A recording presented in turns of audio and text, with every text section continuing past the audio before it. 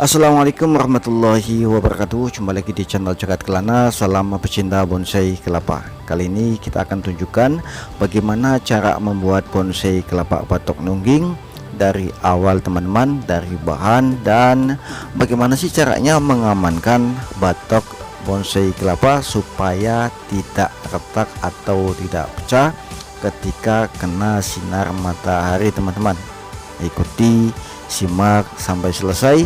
Mudah-mudahan penjelasan yang mungkin nanti singkat ini bisa bermanfaat untuk para pecinta bonsai kelapa semuanya, khususnya para pemula. Dan ini dia video tutorial selengkapnya teman-teman, check it out.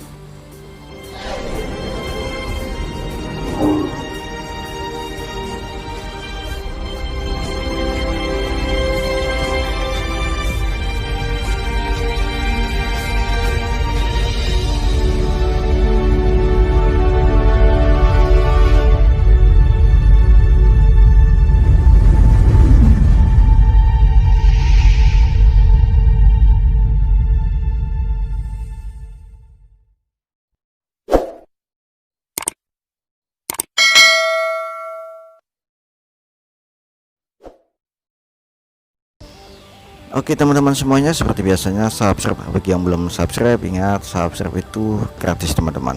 Dan ini dia seperti biasanya lagi ya teman-teman ya, kita tunjukkan sebelum kita lakukan makeover, kita lakukan proses apapun, kita tunjukkan penampilan bahan bonsai kelapanya teman-teman. Ini dia, akar sudah ada kurang lebih 4 dan yang satunya sudah sedikit rusak kepotong ya, tapi masih aman teman-teman.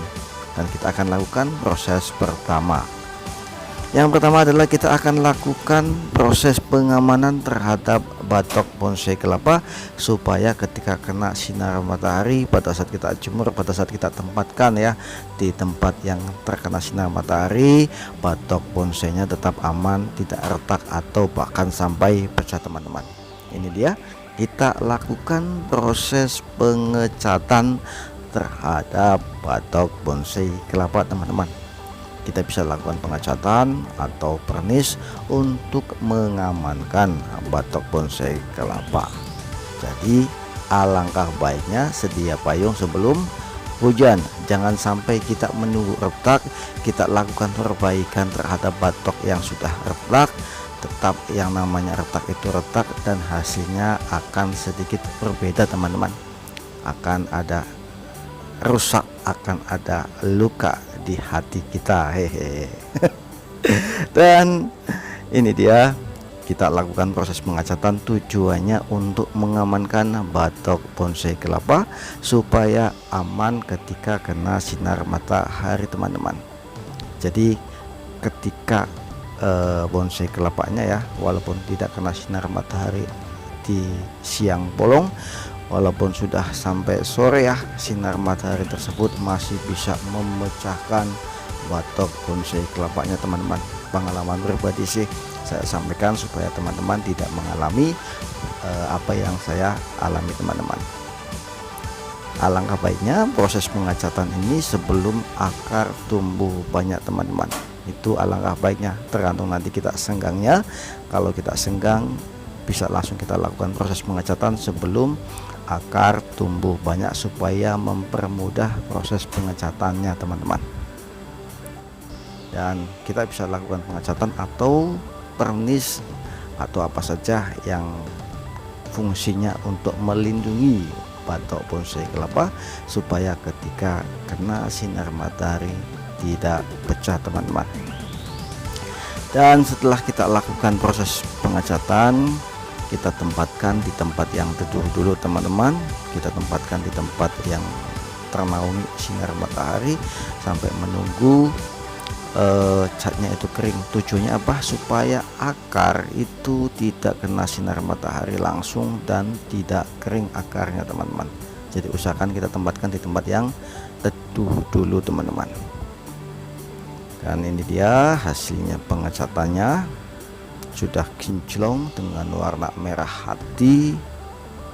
Untuk warna sih terserah teman-teman semuanya ya, mau pakai warna apapun atau dengan motif gaya semacam apapun, terserah selera teman-teman semuanya.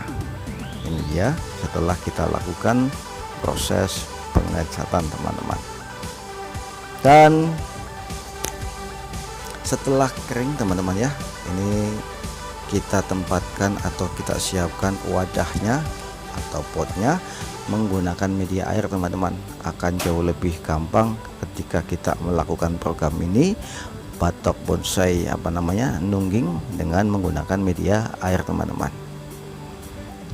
Ini dia bonsai kelapanya atau bahan bonsai kelapanya.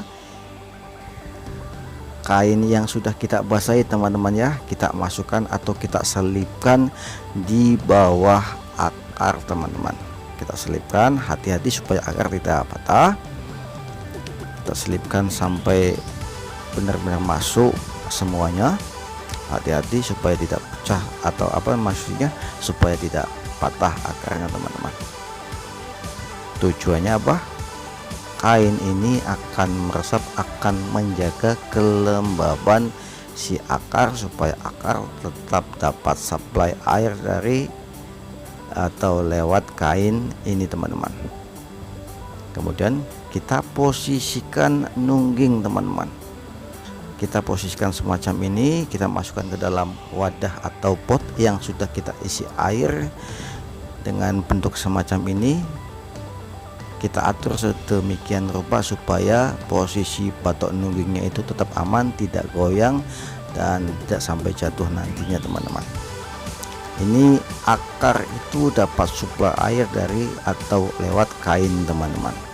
Kurang lebih semacam ini posisi batok bonsai kelapanya nungging.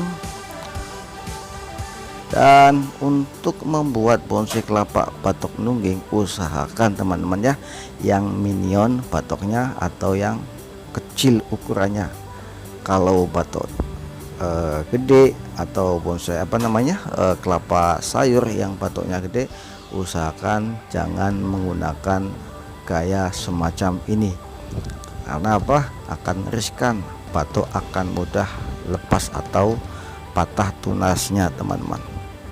Demikian teman-teman semuanya, mudah-mudahan apa yang saya jelaskan atau saya sampaikan tadi bisa bermanfaat untuk para pecinta bonsai kelapa semuanya, khususnya para pemula.